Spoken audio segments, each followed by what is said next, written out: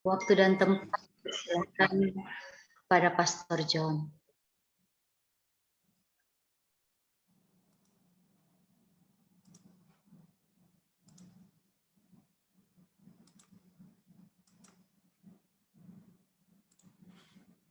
Ya, selamat malam Ibu Bapak Saudara sekalian. Apakah suara saya didengar? Dengar, Pastor John. Oke, baik. Selamat bertemu lagi untuk keberapa kali ini ya. Saya pertama-tama mengucapkan terima kasih kepada Ibu Yulce, Ibu Regina, dan pengurus dari grup ini yang memberi kepercayaan kepada saya untuk 2 hari ini dan besok, di mana saya akan berbicara tentang perjalanan rohani, ya, dari kedua orang kudus yang besar, yaitu Santo Petrus, dan besok puncaknya adalah Santo Paulus. Malam hari ini saya akan coba untuk mengajak kita berjalan secara rohani bersama Santo Petrus yang sangat kita kagumi, sangat kita kasihi, karena dari dialah ya kita punya sosok pemimpin gereja sampai saat ini. Maka meskipun saya diminta untuk berbicara tentang spiritualitas Santo Petrus, itu memang terlalu luas, maka saya lebih fokus pada perjalanan rohani Santo Petrus, di mana dari perjalanan rohaninya ini kita akan belajar ya spiritualitas dari Santo Petrus. Nanti sebentar saya akan bicara ada 11 poin penting dari pesiaran rohani Santo Petrus yang bisa juga menjadi bagian dari spiritualitas. Nah, pertama-tama kita perlu mengenal sosok dari Santo Petrus. Kita semua mencintai dia, mengenal dia, tapi ya mungkin kita mengenalnya begitu-begitu saja. Nama aslinya adalah Simon.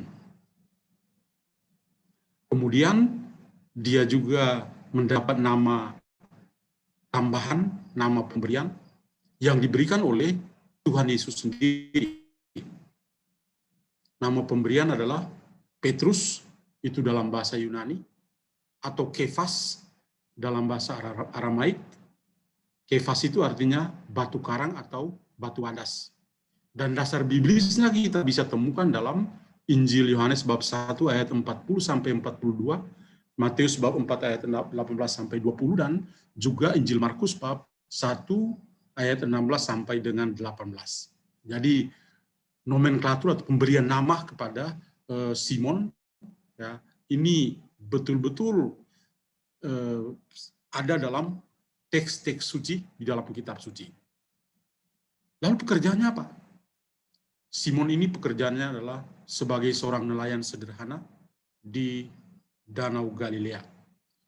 Sebagai seorang nelayan berarti setiap hari pekerjaannya adalah pergi menangkap ikan. Dan ini kita temukan juga dalam Injil Matius bab 16 ayat 18 dan juga Injil Yohanes bab 21 ayat 15 dan 16. Kemudian dia punya seorang saudara. Saudaranya adalah Andreas.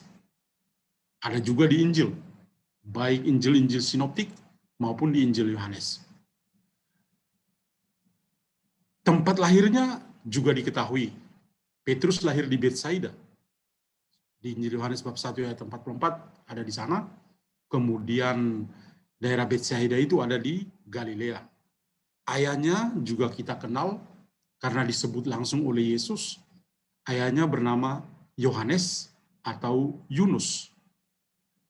Yohanes dan Yunus sama saja. Ya. Yohanes di Injil Yohanes bab 1 ayat 42 dan Yunus ada di Injil Matius bab 16 ayat yang ke-17. Kemudian satu hal lagi yang penting dari Petrus adalah dia itu murid inti. Memang ada 12 rasul. Tapi dari 12 itu Yesus memilih 3 orang penting. Pertama adalah Simon, yang kedua adalah Yakobus, anak Zebedeus, Dan yang ketiga adalah Yohanes, juga anak Zebedeus. Ketiga murid inti ini memang pada saat-saat yang penting itu mereka hadir bersama Yesus. Contohnya seperti Injil hari Minggu kemarin, ketika Yesus membangkitkan anak Yairus, di situ ada 3 murid inti ini. Ada Simon, ada Yakobus, dan Yohanes. Atau ketika pergi ke Gunung Nemani, perjalanan dari Yesus ke atas gunung yang tinggi. Status dari Simon, dia menikah. Kita bisa temukan dalam 1 Korintus bab 9 ayat 5, tapi juga dalam Injil-Injil sinoptik ketika kita mendengar bagaimana Tuhan Yesus, juga Injil hari Minggu kemarin ya, Tuhan Yesus menyembuhkan mertua dari Simon. Jadi itu berarti statusnya dia menikah. Kemudian alamat rumahnya dia ada di Kapernaum. Rumah dari Simon inilah yang dijadikan markas oleh Yesus dan para rasulnya. Nah, ini kira-kira ID atau KTP-nya Simon Petrus. Semakin kita kenal, semakin kita menyayangi dia. Apa hal-hal yang menarik dari kehidupan Santo Petrus? Nanti ini sebentar dalam perjalanan rohaninya juga saya akan ulang untuk menambah ya pengetahuan kita. Hal yang menarik, hal pertama adalah soal panggilannya. Ya. Panggilan dari Simon menjadi rasul. Para penginjil itu memberikan kesaksian-kesaksian yang sangat bagus. Orang seperti Matius bercerita bahwa Yesuslah yang punya ide pertama atau punya keinginan untuk pergi dan memanggil Simon bersama dengan saudaranya Andreas. Dan dia tidak hanya sekedar panggil, tapi setelah dia panggil, dia kasih tugas. Dia mengatakan, mari ikutlah aku, dan kamu akan kujadikan penjala manusia. Dalam Injil Matius dan Markus, kita temukan itu. Jadi Yesus yang punya ide. Ya, dia pergi dan memanggil. Dan bukan hanya sekedar memanggil, tapi dia juga memberikan tugas. Dan kamu akan kujadikan penjala manusia. Luar biasa, karena apa? Karena mulanya mereka bekerja sebagai nelayan. Dan mereka hanya mengerti bahwa mereka adalah nelayan. Selesai. Tapi kini ketika berjumpa dengan Yesus yang mereka kenal, yang panggil mereka, Yesus kasih tugas yang baru. Kamu tinggalkan pekerjaanmu sebagai nelayan, sekarang kamu akan menjadi penjala manusia. Apa artinya penjala manusia? Penjala manusia itu berarti ya, mereka sekarang punya tugas baru untuk membawa mereka jumpai sebagai bagian dari Yesus. Tapi tak hanya sekedar berjumpa dengan Yesus secara rohani, tapi mereka juga harus ya sejahtera secara jasmani. Artinya, arti sederhananya begini, menjadi penjala manusia itu berarti apa? Mereka bisa tahu berdoa, tapi isi perut mereka juga penuh. Mereka bisa makan dan minum. Mereka bisa sejahtera secara jasmani. Dan itu tugas dari rasul untuk bisa membuat mereka sejahtera secara jasmani dan rohani. Nah, itu makna dari penjala manusia. Kalau Santo Lukas, itu dia punya kesaksian yang lain. Dia mengatakan tentang panggilan Simon ini seperti apa. Ketika, kalau kita membaca dalam bab 5, Injil Lukas, Yesus berdiri di pantai Danau Galilea. Banyak orang mengurumuni dia. Setelah itu dia naik ke atas perahu, dan itu perahu Simon. Dan dia minta Simon agak ke tengah sedikit. Dan dari sanalah dia mulai mengajar. Setelah mengajar, dia mengajak Simon, silakan ke tempat yang lebih dalam. Duc in altum. Dan ketika ke tempat yang lebih dalam, Yesus mengatakan kepada Simon, silakan tebarkan jala. Dan apa kata Simon kepada Yesus? Semalaman kami mencari ikan, kami tidak mendapat apa-apa. Tapi karena engkau menyuruh, sekarang saya akan tebarkan jala saya. Dan apa yang terjadi? Mereka menangkap begitu banyak ikan, dan ini menjadi panggilan dari Simon versi Injil Lukas, di mana dengan banyaknya ikan yang mereka tangkap, lalu dia menyatakan pertobatannya. Jauhlah daripadaku, Tuhan, karena saya ini orang berdosa. Menarik sekali panggilan ini ya. Sebuah ajakan dari Yesus, dan buahnya adalah sebuah pertobatan yang betul-betul mempersatukan dia secara pribadi dan juga dengan Yesus yang memanggil. Kalau versi Injil Yohanes, panggilan dari Simon itu dimulai dengan Andreas. Andreas yang pergi menyampaikan dia, dan apa yang disampaikan? Dia mengatakan, Andreas mengatakan, kami sudah menemukan Mesias yang disebut-sebut dalam kitab suci itu. Mari kita pergi dan melihat dia. Dan ketika mereka bertemu dengan Yesus, Yesus memandang Simon dengan penuh kasih dan mengatakan, engkau akan saya panggil sekarang Kefas. Kefas itu bahasa Aram, tadi saya sudah katakan, artinya batu, dan dalam bahasa Yunani, Petros. Dan kita panggil Petrus. Artinya tetap sama, yaitu batu wadas atau batu karang. Jadi panggilannya, hal pertama yang menarik adalah panggilannya yang begitu sederhana. Ya. Dalam Injil Sinoptik diberikan kesaksian-kesaksian seperti ini. Lalu hal lain yang menarik dari kehidupan Simon adalah dalam pembasuhan kaki. Ketika Tuhan Yesus membasuh pada malam perjamuan terakhir, dia membasuh kaki para rasul. Ketika tiba pada Simon, dia mengatakan, ngapain ya basuh kaki saya? Ya. Lalu Yesus mengatakan, ya, kalau saya tidak membasuh kaki engkau, maka engkau tidak akan menjadi bagian dalam kehidupan saya. Simon penakut. Dia langsung mengatakan, Tuhan, jangan hanya kaki saya, tapi juga tangan dan kepala saya. Nah, inilah karakter dari Simon itu nampak. Tadinya dia tidak mau. Ketika Yesus berbicara, dia langsung berubah. Dan inilah karakter.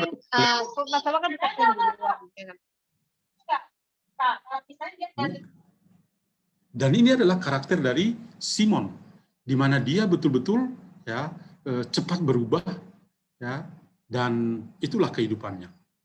Kemudian hal yang lain dari kehidupan Simon adalah ketika Yesus berjalan di atas air. Nanti sebenarnya kita akan lihat kemudian bagaimana mengaku Yesus sebagai Kristus, pengakuan imannya, kemudian di Taman Getsemani, kemudian dia menyangkal Yesus, dan setelah Pentakosta dia masih berada di Yerusalem sampai kemartirannya di Roma.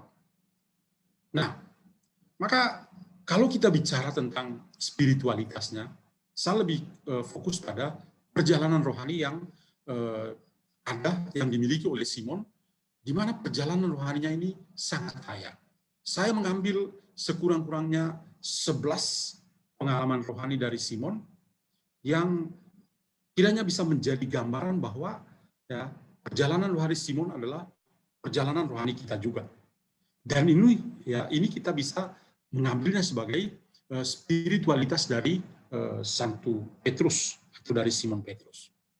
Yang pertama adalah dia diajak oleh Andreas. Tadi kita bicara tentang panggilan dia. Nah, Andreas bersama teman-temannya adalah murid dari Yohanes Pembaptis. Ketika Yohanes Pembaptis melihat Yesus, dia mengatakan pada Andreas dan teman-temannya, lihatlah anak domba Allah. Maka sejak saat itu, murid-murid Yohanes Pembaptis ini meninggalkan dia dan mengikuti Yesus sang anak domba Allah yang ditunjuk oleh Yohanes Pembaptis. Salah satu yang mengikuti Yesus sang anak domba adalah Andreas ini. Dan setelah tinggal bersama dengan Yesus, dia ingat kakaknya Simon Maka apa yang terjadi? Dia pergi dan memanggil kakaknya dengan bercerita, kami telah melihat Mesias. Kita bisa baca dalam Injil Yohanes bab 1 ayat 35 sampai 41. Dan kalau kita bandingkan dengan Injil Sinoptik, perjumpaan yang indah antara Simon dan Yesus itu ditandai dengan perkataan baik dari pihak Simon maupun dari pihak Yesus. Misalnya, ikutlah aku dan kamu akan kujadikan penjala manusia. Tadi kita sudah lihat di Matius bab 4 ayat 19 dan 20. Atau ketika dalam Injil Yohanes tadi juga kita kutip, engkau, kata Yesus, engkau adalah Simon. Engkau akan dipanggil sebagai Petrus atau sebagai Kefas. Nah, ajakan dari Andreas kepada Simon untuk bertemu dengan Yesus, ini merupakan suatu proses yang sangat luar biasa. Proses ini yang disebut dengan proses transformasi. Proses perubahan yang radikal yang ada dalam diri Simon. Dari Simon menjadi Petrus. Terjadi perubahan nama, terjadi transformasi, terjadi perubahan perilaku yang tadinya penjala ikan menjadi penjala manusia. Tadinya adalah Simon menjadi Petrus atau Kefas. Ya. Tadinya duduk sendiri, sekarang diajak oleh Andreas dan bertemu dengan Yesus. Jadi, poin pertama, perjalanan rohani yang ditunjukkan oleh Simon Petrus adalah sebuah transformasi radikal yang ditunjukkan oleh Simon Petrus karena kasih Yesus kepada dia. Maka kita bisa belajar ya dari pengalaman pertama transformasi ini juga menjadi pengalaman rohani kita. Simon Petrus adalah kita. Kita juga dipanggil oleh Yesus dan mengalami sebuah transformasi yang besar dalam kehidupan kita. Yang kedua, perjalanan rohani yang kedua adalah tadi juga saya ceritakan tentang Duc in altum.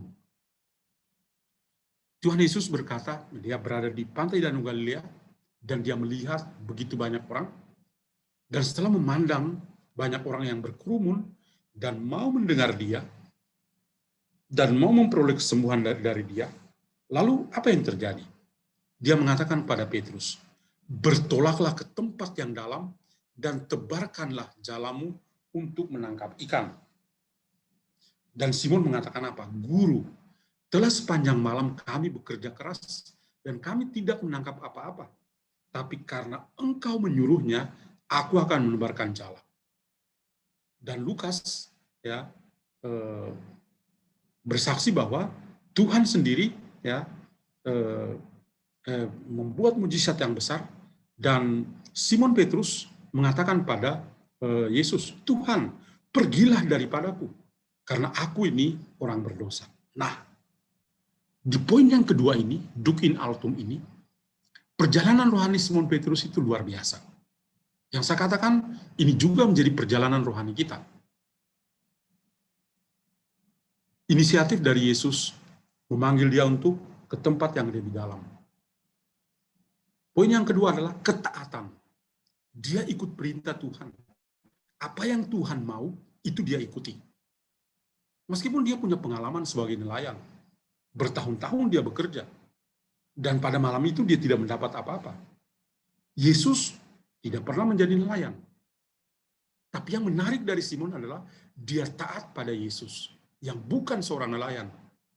Dia mengatakan, karena engkau menyuruhnya, aku akan menebarkan jala. Dan ternyata mereka mendapatkan ikan yang begitu banyak, dan ketika mendapatkan ikan yang banyak, sekali lagi kata transformasi, proses perubahan yang radikal. Di mana apa? Di mana Simon menyadari diri sebagai orang berdosa, dan dia katakan, pergilah jauh daripadaku Tuhan, karena saya ini orang berdosa. Transformasi juga menjadi bagian dari kehidupan kita. Ketika kita menyadari keberdosaan kita, kita harus menjadi seperti Simon, yang mengakui diri kita sebagai orang berdosa. Yang ketiga, ketika Tuhan Yesus berjalan di atas air, Ini sudah malam. Para murid jam 3 dini hari, para murid ketakutan ketika melihat, tiba-tiba ada seorang yang berjalan di atas air. Orang-orang Yahudi itu punya trauma tertentu. Tentang air itu ada penunggunya. Maka ketika melihat Yesus berjalan di atas air jam 3 dini hari, apa yang terjadi? Yang terjadi adalah bahwa mereka takut dan Yesus mengatakan kepada mereka, "Be not afraid, tenanglah, aku ini." Ketika semua mendengar bahwa dia adalah Yesus, lalu apa yang terjadi? Petrus biasanya tampil beda. Dia mengatakan begini, "Tuhan, kalau betul-betul Engkau, suruhlah saya untuk datang kepadamu dengan berjalan di atas air seperti Engkau." Dan apa yang terjadi? Yesus mengatakan, "Oke, come on, datanglah." Injil Matius bab 14 ayat 28 dan 29. Ketika dia baru turun dari perahu, berjalan di atas air, ternyata dingin. Dia ketakutan dan hampir tenggelam. Dan dia berteriak, "Tuhan, tolonglah aku." Maka Yesus mengulurkan tangannya, menolong Simon, sama-sama masuk ke dalam perahu, dan dia menegur mereka, "Hai orang yang kurang percaya, mengapa engkau bimbang?" Pengalaman Yesus berjalan di atas air dan kehidupan rohani Simon Petrus itu kita banget. Bukan hanya Simon Petrus, kita juga. Ngaku-ngaku orang Katolik, tapi kayak bekicot. Seperti bekicot. Ketika ada kesulitan tertentu, langsung habis. Berapa orang yang menjadi murtad? Yang murtad itu bermental bekicot. Simon Petrus memang bermental bekicot, tapi dia tetap bertahan sampai keabadian. Meskipun ditegur keras oleh Yesus, "Hai orang yang kurang percaya, mengapa engkau bimbang?" Dia bimbang. Sama dengan kita juga bimbang. Tapi kalau kita bisa bertahan, kita akan selamat. Perjalanan rohani yang keempat adalah ketika Yesus menyatakan diri sebagai roti hidup dalam Injil Yohanes. Wah, ini juga menarik. Ketika Yesus mengatakan, "Siapa yang makan dagingku, siapa yang minum darahku." Waduh, banyak orang di Galilea mengatakan, perkataan ini sangat keras. Siapa yang bisa tahan dengan perkataan ini? Dia pikir kita ini kanibal ya, bisa makan daging dan minum darah. Dan banyak orang mundur di Galilea. Ini namanya krisis Galilea. Dan apa yang terjadi? Yesus bertanya kepada kedua belasannya, "Apakah kamu juga tidak mau pergi seperti mereka yang lain? Karena saya mengatakan kamu makan daging saya dan minum darah saya." Petrus tampil beda. Dia katakan begini, "Tuhan, kepada siapakah kami akan pergi? Perkataanmu adalah hidup yang kekal. Dan kami percaya dan tahu bahwa Engkau adalah yang kudus dari Allah." Yohanes bab 6 ayat 68 dan 69. Lalu luar biasa. Kadang-kadang kita juga mengalami kekeringan dalam kehidupan rohani kita. Kadang-kadang kita juga mengalami yang namanya padang gurun dalam kehidupan kita. Kita bergumul dengan diri kita sendiri, kita bergumul juga dengan Tuhan, di hadapan Tuhan. Di masa pandemi ini, kita semua mengalami yang sama. Bergumul dengan diri kita dan bergumul dengan Tuhan. Dan mungkin juga Tuhan, ini bukan dalam konteks roti hidup saja. Tuhan Yesus juga bisa bertanya kepada kita, apakah kamu juga tidak mau bubar? Apakah kamu juga tidak mau pergi? Apakah kamu tidak mau murtad? Kita butuh orang seperti Simon Petrus. Tuhan, kepada siapa kami akan pergi? Perkataanmu ini adalah perkataan hidup yang kekal. Dan kami tahu dan kami percaya Tuhan, bahwa Engkau adalah yang kudus dari Allah. Nah, mantap sekali kan? Simon Petrus memang beda. Yang kelima, pengakuan iman. Ini terkenal dalam Injil Matius bab 16. Setelah para rasul diutus, mereka kembali, dan Yesus bertanya kepada mereka di Kaisaria Filipi. Kata orang, siapakah anak manusia itu? Wah, ini namanya kata orang. Katanya, kata orang. Ada yang mengatakan, kamu itu Elia. Wih, ada yang mengatakan, kamu Yohanes Pembaptis loh. Ada yang mengatakan, mungkin kamu itu seorang nabi yang pernah mati dan hidup kembali. Yesus memandang mereka dan mungkin dia geleng-geleng kepala. Kalau soal kata orang, cepat sekali itu. Maka apa yang terjadi? Yesus bertanya kepada mereka, kalau begitu, menurut kalian, who am I? Siapakah aku ini?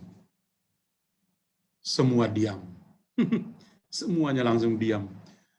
Langsung tunduk, tidak bisa angkat kepala. Petrus menjawab, tapi bukan dari dia. Ya, bukan dia.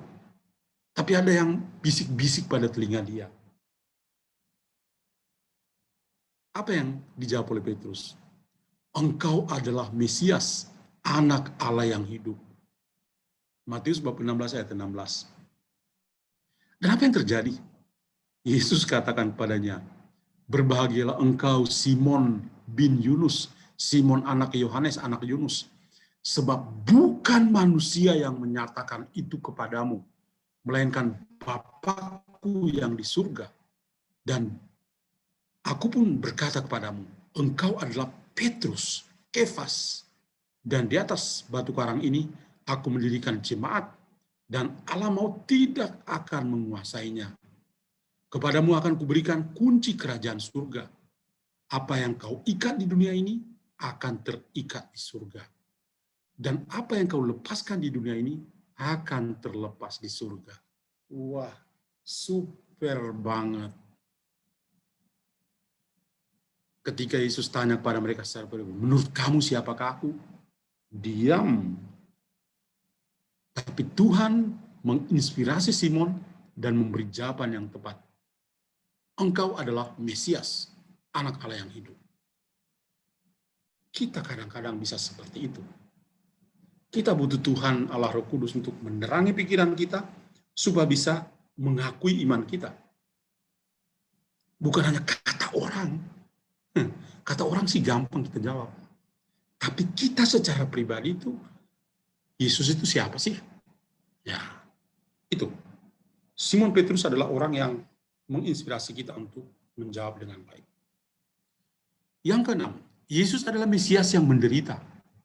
Setelah pengakuan Petrus, lalu ini juga ada satu hal yang menarik. Yesus menyatakan kepada murid-muridnya bahwa ia harus pergi ke Yerusalem dan menanggung banyak penderitaan dari pihak tua-tua, imam-imam kepala, dan ahli-ahli Taurat. Ia juga akan dibunuh dan dibangkitkan pada hari yang ketiga. Matius bab 16 ayat 21. Ketika Petrus mendengar itu, dia geleng-geleng kepala. Dia menarik Yesus ke samping dan menegur Yesus, katanya, Tuhan, kiranya Allah menjauhkan hal itu. Hal itu sekali-kali tak akan menimpa engkau. Apa yang terjadi? Yesus berpaling dan berkata kepada Petrus, enyalah kau iblis. Engkau adalah skandal, suatu batu sandungan bagiku. Sebab engkau bukan memikirkan apa yang dipikirkan Allah, melainkan apa yang dipikirkan oleh manusia.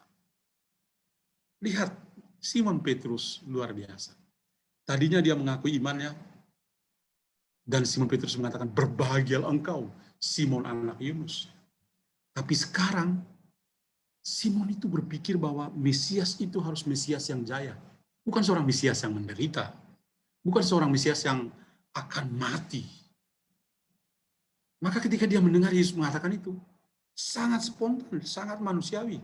Dia tarik Yesus dan mengatakan, jangan sekali-kali seperti itu. Dan dia pikir bahwa Yesus tidak akan melakukan apa-apa. Yesus menegur, penyalah kau iblis. Tadinya berbahagialah, kini dia menjadi iblis. Tapi itu satu proses pembelajaran yang luar biasa. Tuhan mengoreksi dia untuk punya mindset, melihat Yesus bukan sebagai yang jaya, Mesias yang jaya, tapi Mesias yang menderita, supaya orang-orang, manusia-manusia, itu bisa memperoleh keselamatan. Dan itu yang kita alami. Yang ketujuh, perjalanan rohani yang ketujuh adalah melihat dari poin pertama sampai poin ke-6, kita melihat bahwa ini adalah sebuah proses pendewasaan. Bagaimana Simon itu bisa bertumbuh menjadi dewasa. Penginjil seperti Matius memberi kesaksian tentang shock Peter. Tadi di bab 16 ayat 23, ketika Tuhan Yesus mengatakan, enyahlah kau iblis. Ini betul-betul pukulan telak bagi dia. Tapi apakah dia menyerah? Apakah dia marah sama Yesus dan langsung pergi meninggalkan Yesus? Tidak. Dia tetap setia mengikuti Yesus. Di sini satu hal yang sangat positif. Tuhan Yesus itu hebat. Dia menggunakan kesalahan Petrus untuk mengedukasi dia, mendidik dia, supaya bisa berjalan bersama dengan dia. Berjalan bersama Yesus itu dari kesalahan-kesalahan kita, dari dosa-dosa kita, kita berjalan dan dia mengubah kehidupan kita.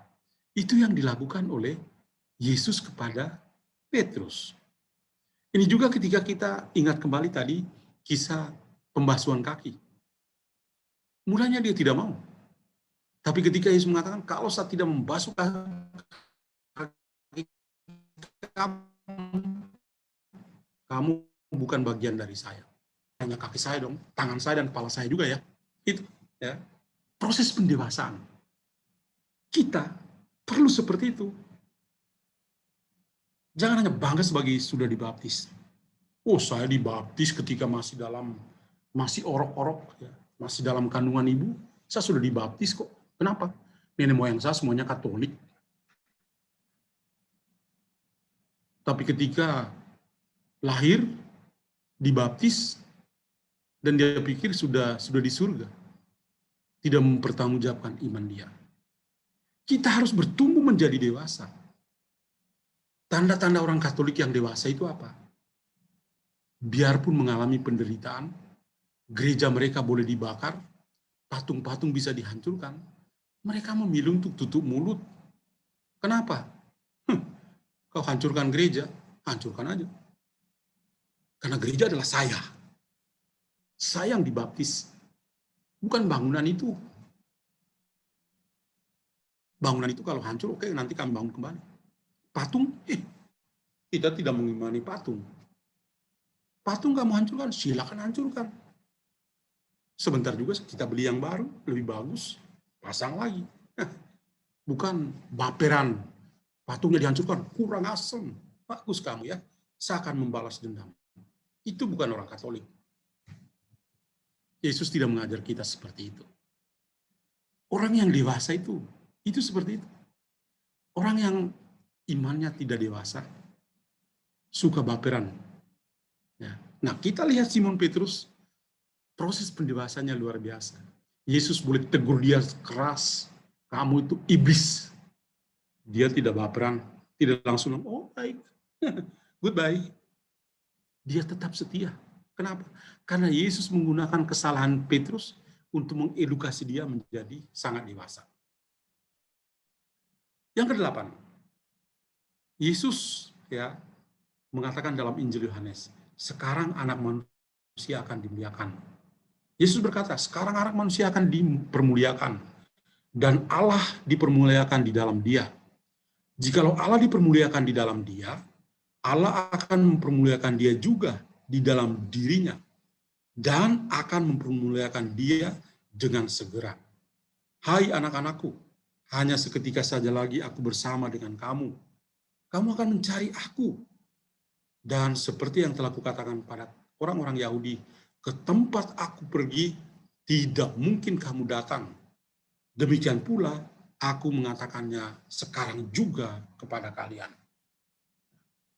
Ketika Yesus mengatakan ini pada malam perjamuan terakhir, semuanya juga bingung. Petrus itu yang menyuruh Yohanes, tanya dia mau kemana itu. Ketika Yesus mengatakan, ada seorang yang akan mengkhianati, cepat-cepat dia bisik kepada Yohanes, Yohanes, tanya dia, siapa yang mengkhianati dia?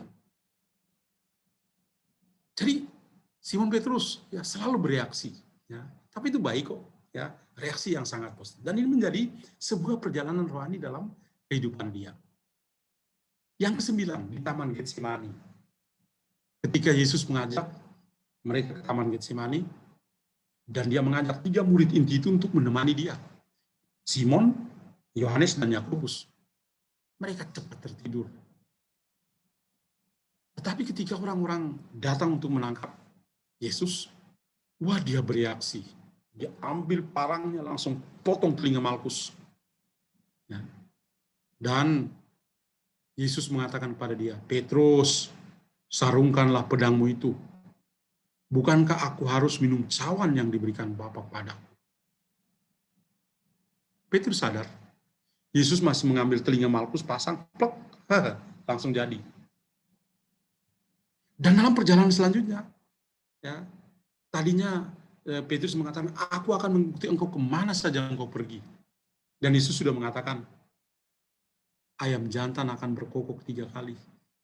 Karena kamu menyangkal saya. Dan terjadi. 3 kali dia menyangkal Yesus. Dan inilah peristiwa Getsemani, peristiwa salib, penuh dengan hiasan-hiasan kehidupan Simon Petrus. 3 kali dia menyangkal Yesus. Dan dia mengikuti Yesus dari jauh. Hanya Yohanes yang sampai di bawah kaki salib. Apakah itu berarti Petrus tidak mencintai Yesus? Dia setia. Nanti sebentar kita akan lihat model kesetiaannya dia.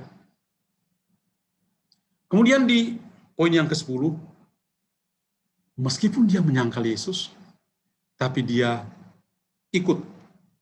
mengikuti Yesus tersalib, mengikuti Yesus yang menderita, wafat dan bangkit, bahkan Yesus menampakkan diri kepada Simon.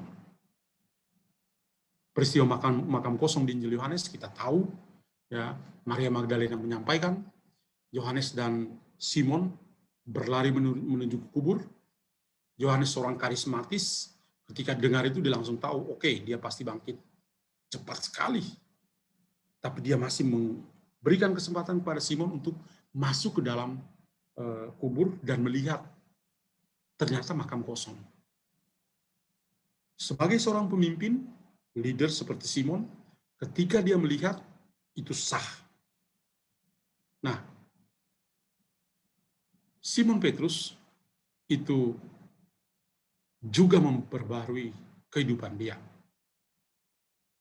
3 kali dia menyangkal Yesus, 3 kali juga setelah mencari ikan, tidak mendapat, akhirnya mereka mendapat 153 ekor, dan setelah itu dia mengakui imannya. Yesus bertanya kepada dia, apakah engkau mengasihi aku lebih dari mereka ini? Dan dia mengakui bahwa dia mengasihi Yesus. Dan Yesus mengatakan, gembalakanlah domba-domba. 3 kali dia menyangkal Yesus, 3 kali dia membaharui janjinya. Orang tahu jatuh dalam dosa, mereka tahu untuk bisa bertobat. Simon Petrus adalah orang yang sangat inspiratif. Dan yang terakhir, yang ke-11, Simon Petrus itu sangat tulus. Kita baca dalam 1 Petrus bab 1 ayat 6 dan 7. Kita lompat dulu. Bergembiralah akan hal itu, sekalipun sekarang ini kamu seketika harus berduka cita oleh berbagai pencobaan. Maksud semuanya itu adalah untuk membuktikan kemurnian imanmu yang jauh lebih tinggi nilainya daripada emas yang fana,